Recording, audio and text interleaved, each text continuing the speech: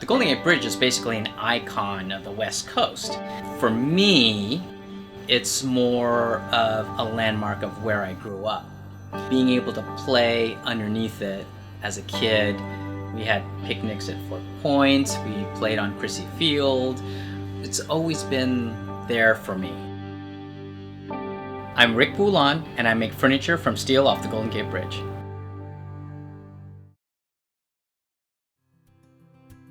In 1993, they replaced some of the pedestrian handrail, mostly on the west side of the bridge, and this is due to wind and salt air damage. I was working at home, and I saw this news story about the fate of the Golden Gate Bridge steel, and they had tons of these rail sections that were removed from the Golden Gate Bridge. And the first thing I thought was, oh, this is a headboard. I want a piece for myself. So I contacted the news organization that did the story, and I found out who was selling it.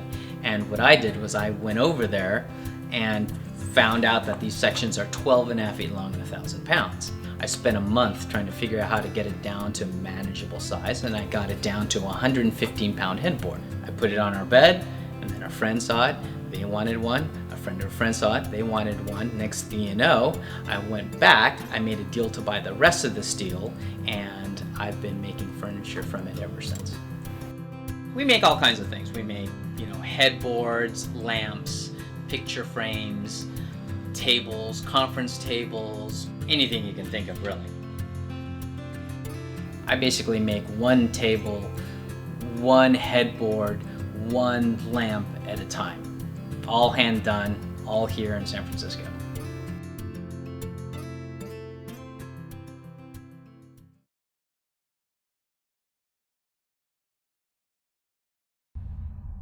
So I have a storage facility in the East Bay, and I'll grab one rail at a time, and on the way here to this shop in San Francisco, I will drop it off at the sandblasters, and they'll blast it clean.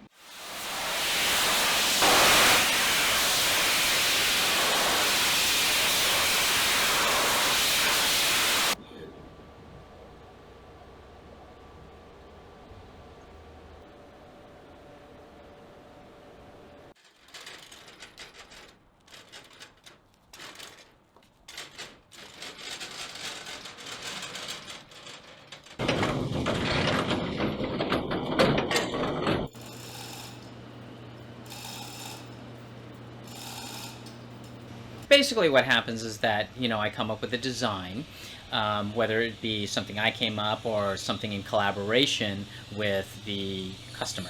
Then I use a plasma cutter to cut down the pieces that I need from each railing.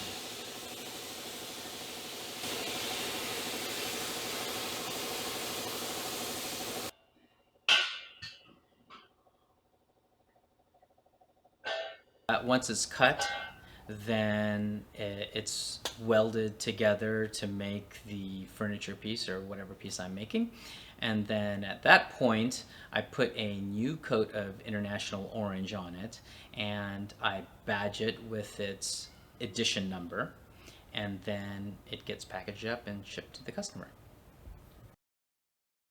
Each piece of furniture is actually very different from one another. Even though I make one type of table and I make another one exactly, or try to make another one exactly like it, they're never the same. Originally, when the hand railing was put on the Golden Gate Bridge, all the pieces were hand done, so all the railings were hand done. So that means that each picket of the railing is spaced differently. All the rivets are placed in different spots. So they're all unique. Every single piece is different, and no two pieces are alike. They're like snowflakes. There are some local stores and galleries in San Francisco that you can buy our product. They tell me what their needs are, and I accommodate them. Our store, San Francisco Mercantile, focuses on locally based products, either locally designed or locally manufactured.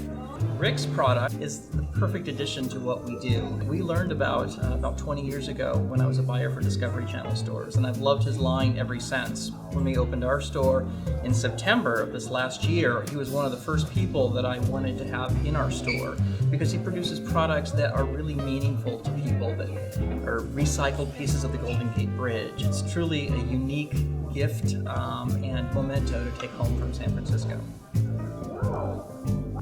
So a lot of customers, they have some type of emotional tie to San Francisco.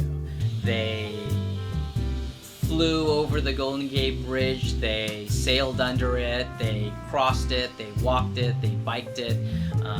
Something happened, something major in their life happened in the city, or even on the bridge, like they got proposed to, or they had loved ones who actually worked on the bridge. This is a way for somebody to bring a piece of San Francisco home.